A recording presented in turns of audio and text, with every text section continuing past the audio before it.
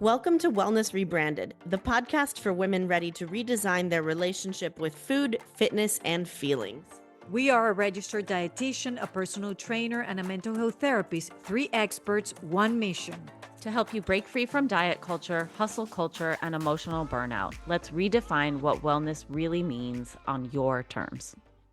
All right, welcome back to another episode. Today we have a super fun guest. We have Ellen Lunay with us. Elle is a local business owner, a friend of ours from here in Annapolis, and she has had a really interesting health journey. And we wanted to bring her on the pod today to kind of chat through some of the things that she has done in her life to help her get through that health crisis as well as she has. So Elle, welcome to the show. Thank you for having me. I'm so excited to be here. Can you tell us a little bit about yourself and your journey? Sure. I went for a routine mammogram in August of 2022 and eventually was diagnosed with breast cancer. As you could imagine, it was a pretty big shock.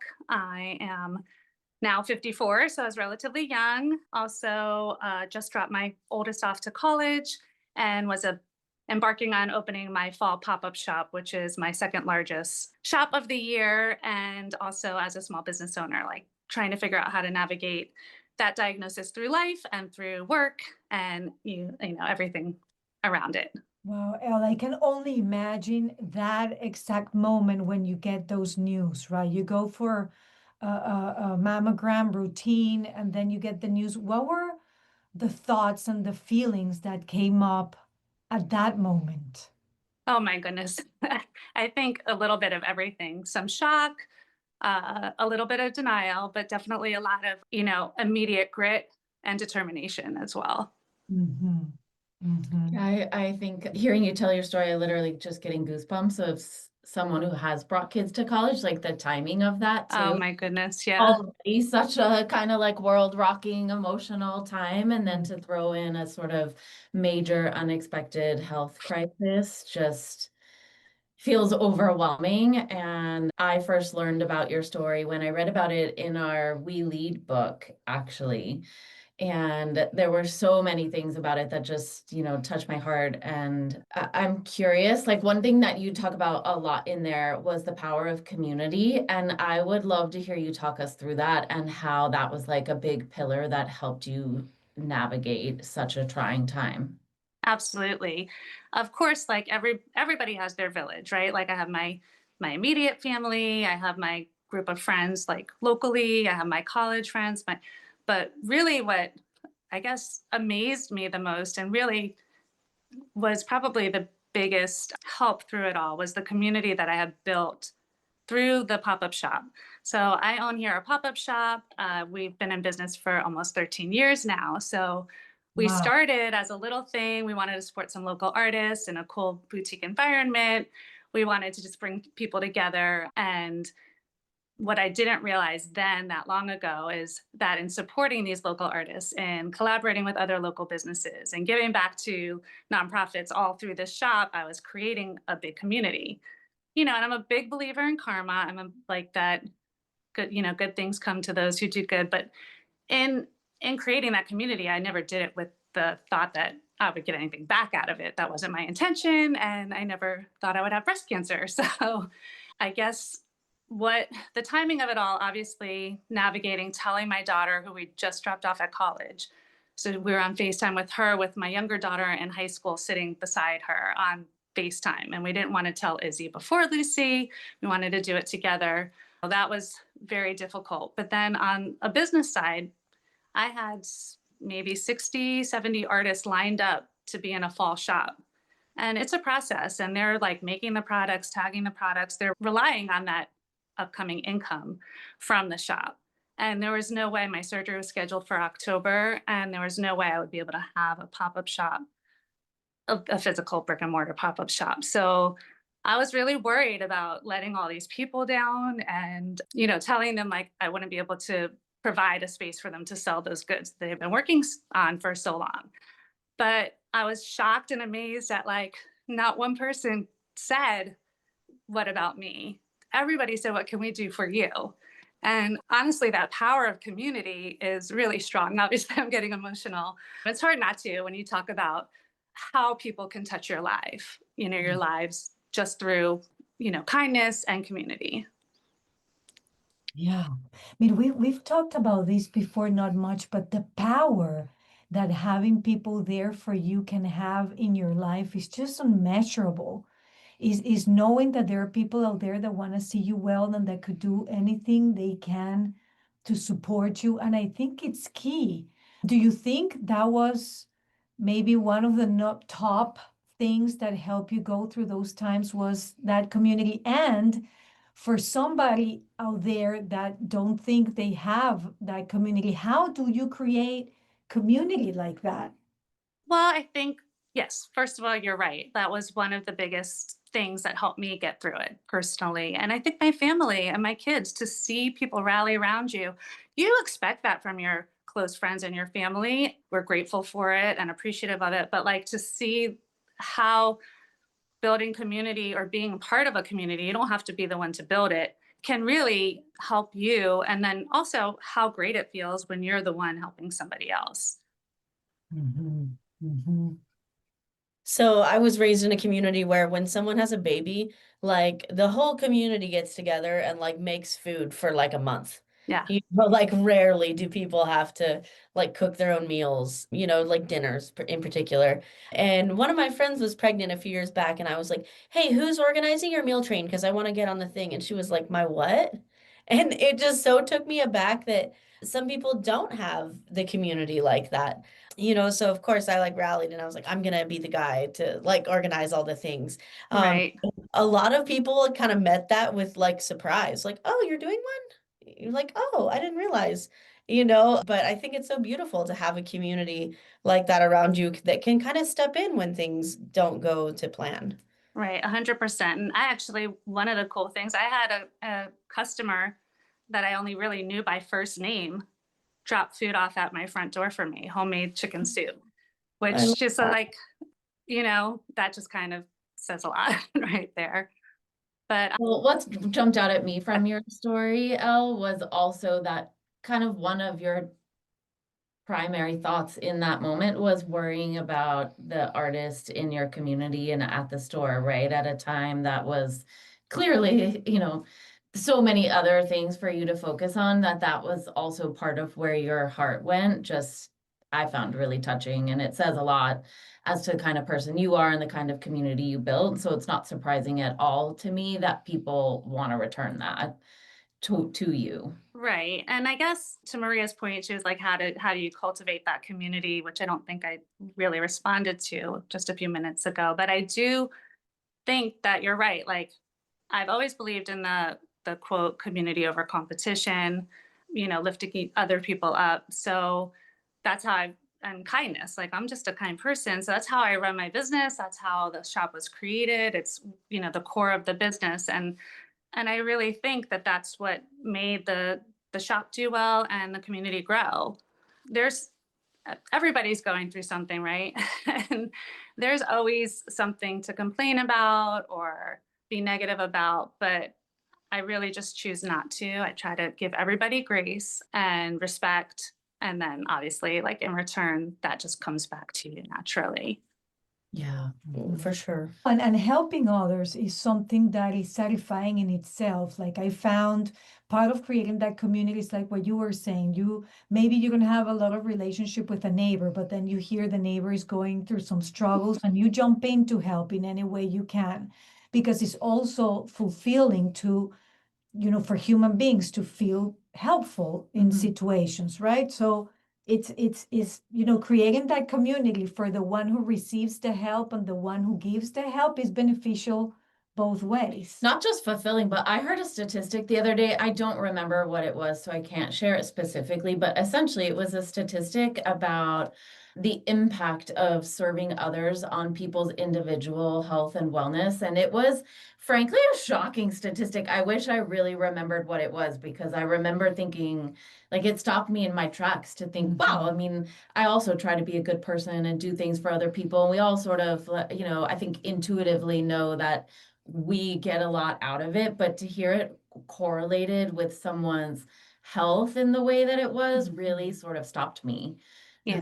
in my That's chest. interesting. Yeah, it was. I'll have to Makes look it up. sense.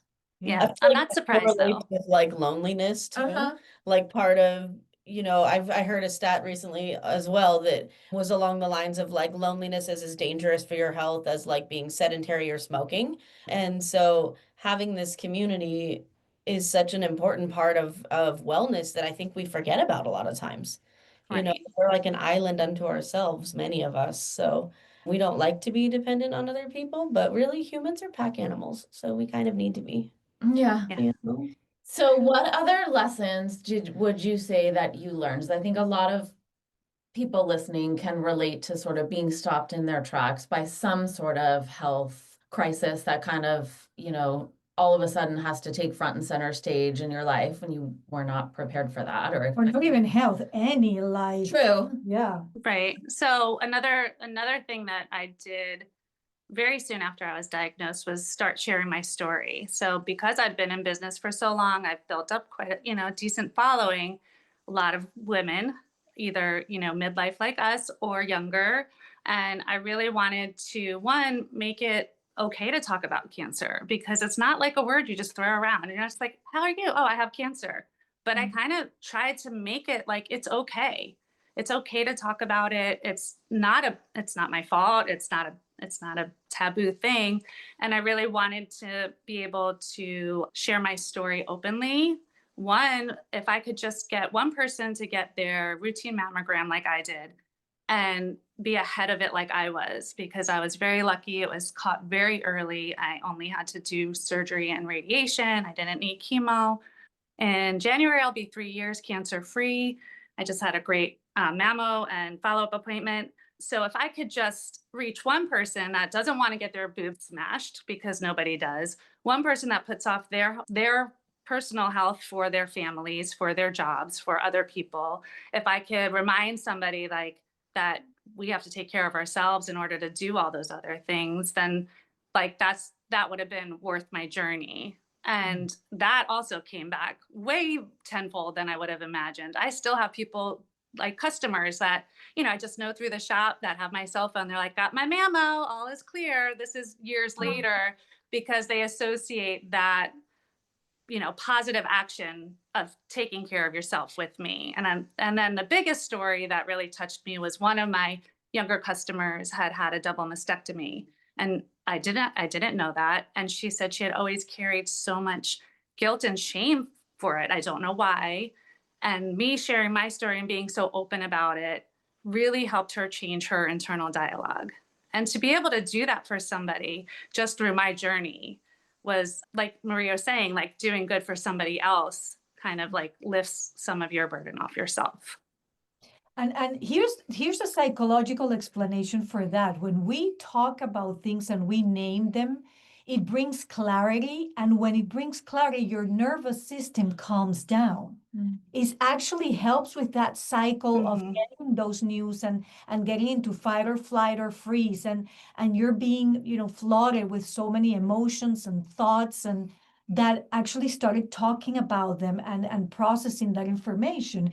It is like, a big help for nervous system. And once your nervous system calms down, there's also more clarity to make any decisions, to think about the next steps, to, deal with a hard situation the most regulated and grounded way possible. So it serves a big purpose, believe it or not, to talk about it. Don't Yeah. you think also one thing I've learned, I've had some personal challenges going on this summer, and the sharing it and being vulnerable also, I feel like really help you with accepting like the acceptance piece. And that was something that I never really knew before. Right. I agree with that. Like when you share your story, somebody shares their story, and it could lead to so many other things. So it's like cultivating those relationships through challenge is just as important as celebrating wins, I think. I think something interesting that stuck out to me about that was that your client felt guilt and shame over her diagnosis. And I see that a lot at the gym too, where people will come in and feel like they brought this on themselves, or, they should have done something differently. And like, I just think it's a nice reminder that like sometimes bad things just happen. Mhm. And Yep. it's not like a morality issue. It's not like, oh, you were a bad person, so you got cancer or whatever. Like it's not like that. So Also, I'm so glad you highlighted that because I think, especially in the nutrition space, there's so much misinformation out there around cancer specifically. And a lot of people think, oh, I caused it because of my diet. Or if I follow this sort of crazy plan, which by the way is usually not evidence-based, then I can like undo it. And it really comes down to diet and wellness culture narratives that make us feel like we have so much personal responsibility over our health. And of course, we all make choices that impact our health and well-being. But in the grand scheme of things, like genetics and environment and so many other things that are outside of our control have way more of an impact than any individual choice any of us makes. Mhm. I agree.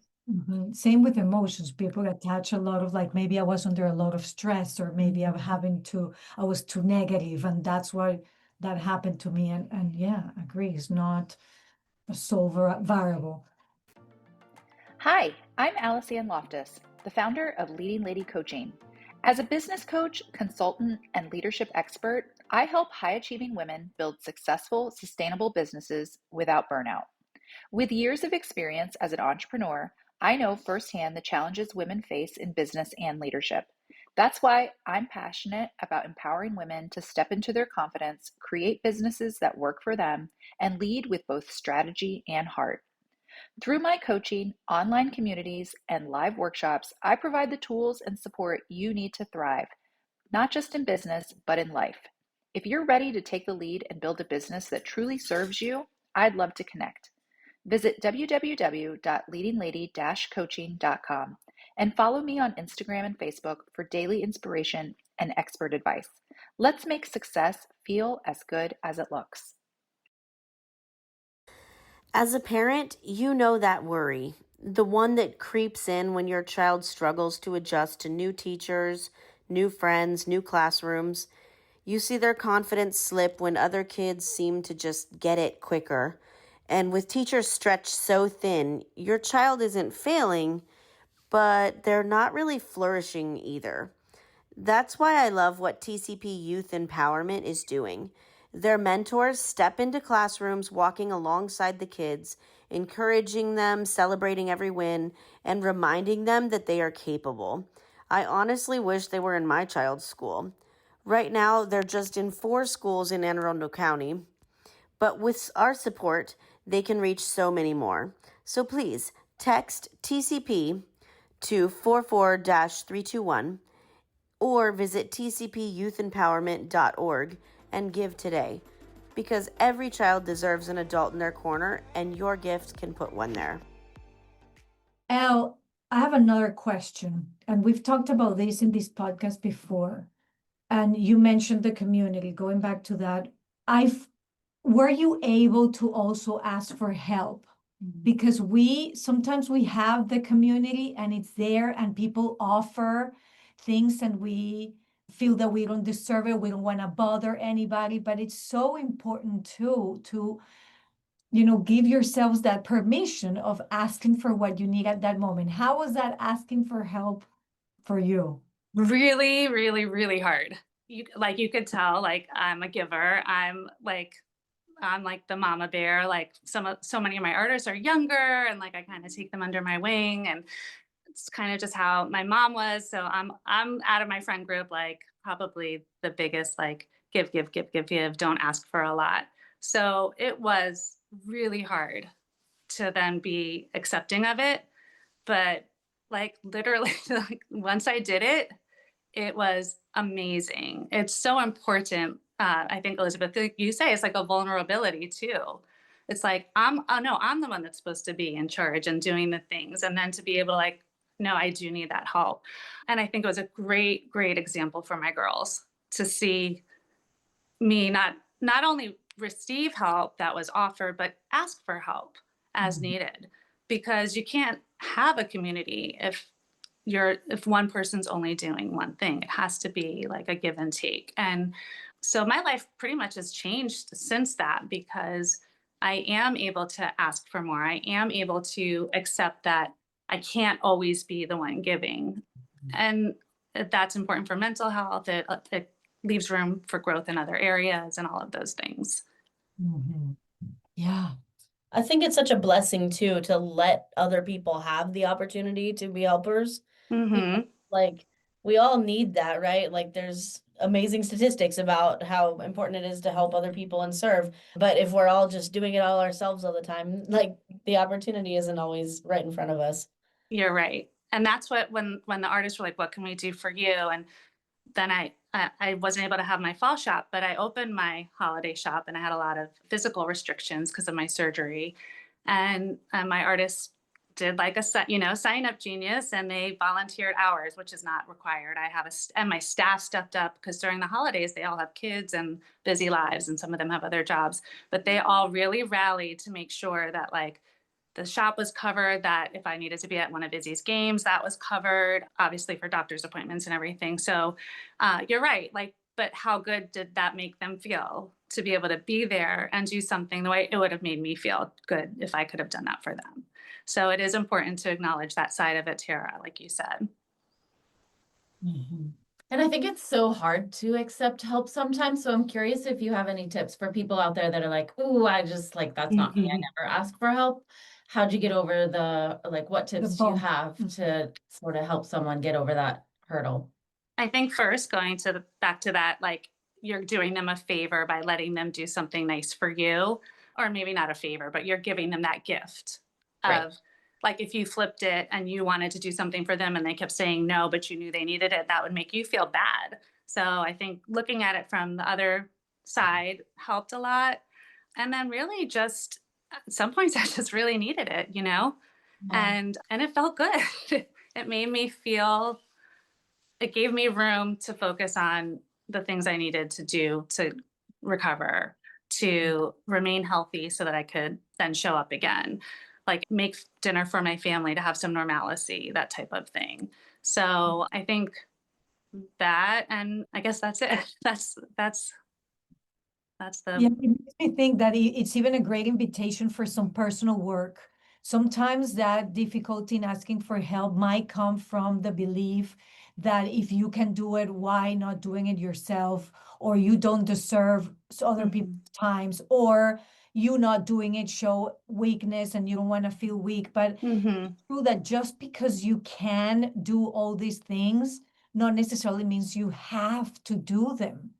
Asking for help doesn't mean that necessarily that you cannot do them themselves. It's that at that time you're letting yourself and others provide that help that can be so beneficial in so many ways. So it's like giving yourself permission really to do that, and it's okay. It doesn't take away your capabilities or your strength in any way. Right. I agree. Also, I think it highlights the need for, and I don't mean to please take this in the way it's intended, Elle, but like sometimes we do need to rest or slow down in order to heal. And it's so Mhm. undervalued in our culture. Mhm. And in order to do that, maybe you do need help in other areas, right? So, like you say, you could focus on getting better and getting stronger and getting healthier and going to your treatments and just sort of taking care of your own body and heart at that point, I would imagine. Yes. Yeah. And I do think like for so long the hustle culture was like so prevalent. So it's like kind of hard to get off that wheel. COVID definitely helped me with that because there was like not by choice. You really had to slow down and not do as much. But I also don't align with that maybe anymore. Maybe I did, but and I know you guys talk about that a lot on the podcast and how you it's not necessary for mind body, the whole thing. And so I agree with you, like having that opportunity to rest and recover by accepting help was really important. Mhm. Elle, if you would describe the Elle before this news and the Elle now, what changed for the better? Like, I guess what I'm asking, if this experience, not that we want anybody to go through this experience, Mhm. but going through this experience was worth in different ways. What was it? What have you learned how it helped you change becoming a better person or not? Like, yeah, what's Mhm. different now I about? mean, there is a reason they call breast cancer and other cancer survivors warriors, because I do feel like a warrior, which prior to this, I never would have used that word to describe myself. Strong, sure, some other things. But then also, I think I feel like I've learned to give myself more grace. And I think that's something else that's really powerful. Prior to that, like you were talking about, like I wanted to do everything on my own. I could do it. I wanted to prove it to either to myself or to other people. And so in giving myself grace to accept the help, to realize that like certain things happen that you can't control, but that then there are things that you can do to, like I did training prior to, so I could be strong enough to recover faster, things like that, where you can make choices, but you also like need that support right around you.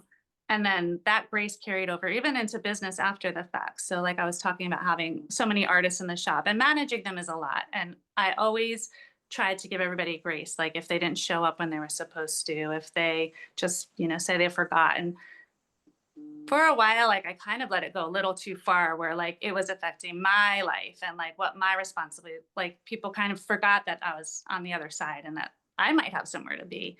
So like creating those boundaries that I never really had before, but still being respectful and giving other people grace, I learned to like give it back to myself. And I think that's really important, especially in business and especially when you're an entrepreneur and working with a lot of different people. It's like you can still maintain that level of kindness and respect, but also like allow it for yourself. Yeah. Key. You cannot just do it for others and forget about yourself. That's what get us into situations that are not Yeah, good not for just us. entrepreneurs, but anybody, right? I mean, Anybody, we can yes. all kind of lose sight of our own self and our Mhm, own needs in mhm. prioritizing other people or our job or our business or fill in the blank, right? Not Yeah. sustainable. Yeah. Having kindness and respect, like having boundaries is your way of having kindness and respect to yourself. I love that Mhm, for sure. mhm. Yeah. If there are any women out there, Elle, that right now or recently or are about to experience a big change in their lives and they don't know it yet, because there's something that is constant about life, and that's change. Mm-hmm. Always say you never know when, I mean, it sounds kind of negative, but it's true. You never know when the hit is going to come and from where. I mean, Not I positive, not know, Maria. but I mean, it sounds negative, but it's real, right? Like life is filled with ups and downs are gonna come. Nobody's gonna spend the rest of their life right now without any struggles coming or hard times. And that's what I always say. Mental health is not about avoiding those hard times. It's about being prepared to deal with those times that are gonna come, because that's life, right? Even you have to be prepared to experience the good times, because where you're not in a good space, even the good times might come and you don't see them, you don't enjoy them, you don't experience them. So, for any women out there that are going through a hard time or about to, what are some words of wisdom or encouragement that Mm-hmm. you could give any women listening to this episode? Breathe, number one, deep breaths. And what somebody taught me was like you breathe in whatever positive affirmation word is going to help you and breathe out your negative thoughts. And it could be a word, it could be a whole slew of them. Do that. I did that so much throughout the whole journey. And I still do it to this day. Luckily, I don't need it as much. So, really paying attention to your breath from the beginning, I think is really important. But then obviously, like opening your mind to receiving help, asking for help, and then advocating for yourself. So in the medical journey, I made doctors repeat things 3 and 4 times. My husband came to every appointment. We were so lucky that he could, so that like there were a second set of ears. So really like advocating for yourself and making sure you understand whatever it is that you need to, not being afraid to ask somebody to explain it again or in a different way. I never understood radiation. I don't think that I could ever get a hold of, but everything else I was able to really follow in my journey. So I think it's really important to not be afraid to ask for help for information, for explanation. And then, like Elizabeth pointed out, make sure you take care of yourself, rest, restore, and pour into yourself so that you can get back to where you were. Yeah, I think that's so beautiful and so valuable. Thank you. There's lots and lots of good nuggets in this conversation, so I'm excited to get it out into the world. Thank you for being here with us. I do want to make sure everybody knows Elle runs a shop here in Annapolis called Here, a pop-up shop. It pops up all over town. And can people order online, Elle? Hell yeah. I do have a website here, apopupshop.com. It doesn't have everything that's in the shops, but I'm always, all the artists are local. So in between shops, I'm always getting people what they wanted or saw in a previous shop if I can. Awesome. Well, we will be sure to link to it in the show notes. And thank you so much for being here and being willing to share your story. I think it is a powerful reminder. Yes, Maria? Before we end, I want to say, Elle, that I am so sorry you went through that. Yes. Thank you. I can only imagine how that period of your time was. And now that we see you on the other side of things, I love that you're using it as an inspiration, because it is. It is an inspiration for either health issues or any other struggle. So I really thank you for sharing your story and come on here to share with us. And again, I mean, thank you. And thank you for everything you do, combining even the idea of your business with spreading the word about this is brilliant. We can be business owners, and we can be wives and mothers, and we can also just be the human that goes through SHIT every now and then, and we can talk about it and being vulnerable, because that brings us together as humans. And I'm always gonna be a big supporter of just being there for each other and sharing our stories and receiving them with compassion and grace, because that's what we are, an accumulation of life stories that bring us together. Well, you're clearly far more eloquent than I today. So thank you, Maria. Thank you. Yes, thank you all. Thank you for your kind words, Maria. Thank you for having me and for sharing my story and for just being the great humans that you three are. And I love your podcast so much. I've learned a lot from it, and I can't wait to hear this one. Oh, thank you. And Thank also you. give a plug that anyone who wants to like read more about Elle's story or any of ours should go check out the We Lead book. It's available. We'll link it in the show notes. You're volume 2, right? Yeah, I'm in volume 2. Tara, you're in volume 3. Yep. Yeah. Yeah. And then you have your own book. Yeah. Yes. And Maria, you're in volume 3 too. Well, Yeah. I'm hoping that I'll have it in the fall holiday shop this year. I have to double check with Alice Ann. Yeah.